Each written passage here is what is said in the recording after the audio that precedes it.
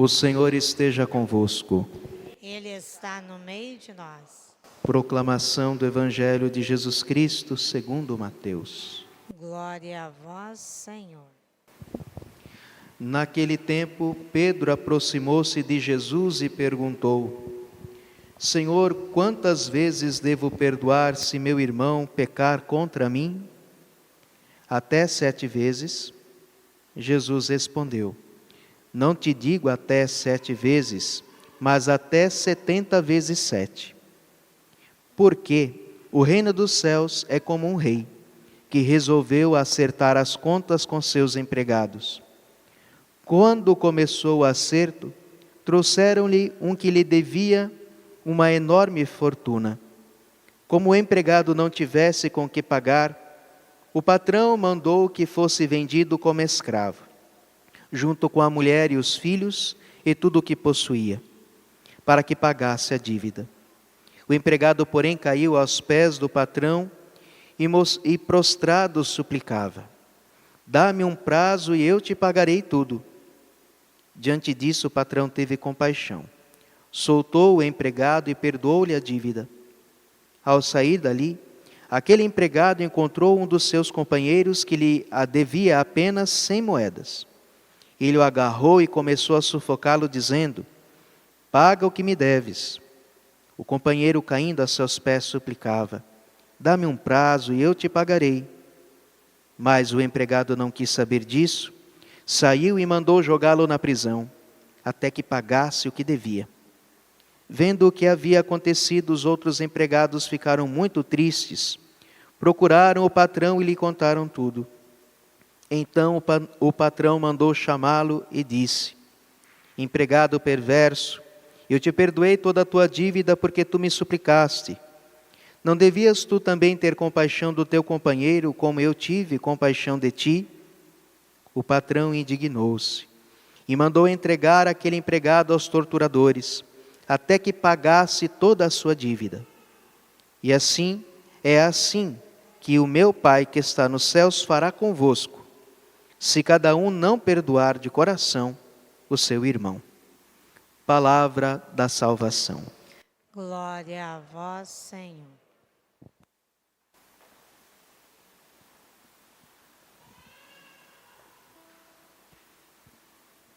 Caríssimos, como eu já disse em outras ocasiões, a liturgia, durante toda a quaresma, a liturgia principalmente dos dias de semana, vai sempre bater em 3 teclas: a oração, a penitência ou jejum e a caridade, a esmola.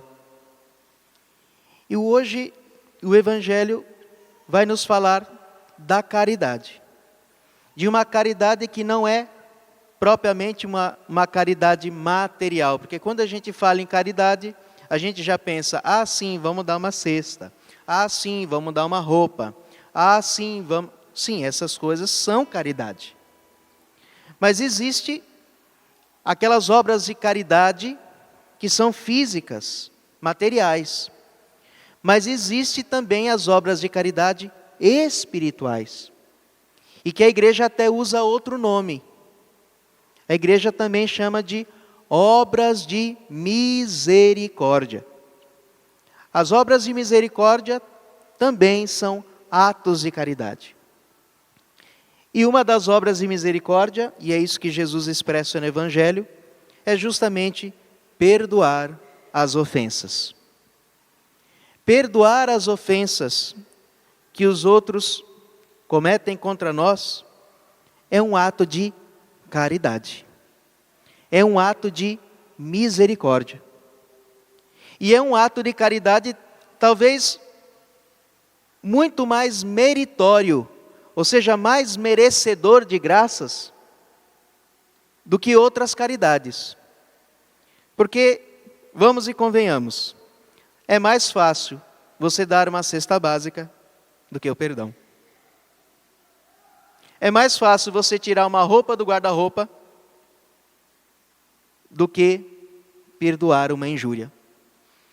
E é justamente por isso que a graça, a caridade do perdão é uma grande graça. E mais do que nunca, nesse tempo, nós somos chamados a esse ato de caridade que eu já expliquei várias vezes, que o nosso perdão não é como o perdão de Deus, imediato e está tudo resolvido e está tudo curado de uma vez. O perdão é um processo de cura interior. Mas o que nós precisamos é tomar aquela primeira decisão de não mais odiar. E dizer, eu quero perdoar. É o começo. Não tá, talvez ainda tem muita coisa para curar lá dentro do coração. Mas esse é o primeiro grande passo. Eu quero perdoar. Que é diferente do que nós ouvimos no Evangelho. Alguém que é perdoado de uma grande dívida, que somos todos nós. Todos nós somos esse empregado que tem uma grande dívida diante de Deus e que não é possível pagar. Como eu já expliquei na missa não sei se foi do final de semana passada ou retrasado, que um pecado cometido contra Deus, ele tem o valor de uma ofensa infinita.